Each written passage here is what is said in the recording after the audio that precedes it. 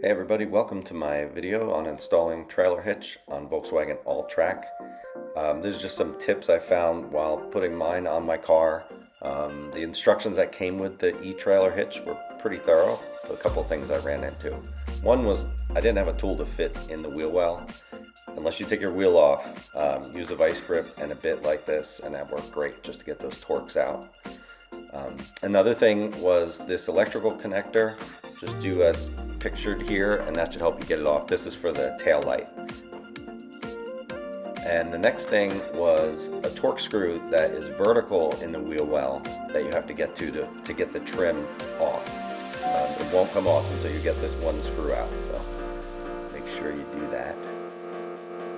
And there's the trim sitting over there, the fascia. White part comes right off. If you're careful enough, I managed to get it off with no big problem. This is the bumper and the hitch sandwiched together. They're not connected, just sitting there. And the next step, we'll pick them up and put them on the car. And I had to use a jack to help hold it up. It's over 50 pounds, so that's a good idea to try if you don't have someone else to help you hold it. And there it is, on with the fascia back in place, and it works great. It's kind of inconspicuous.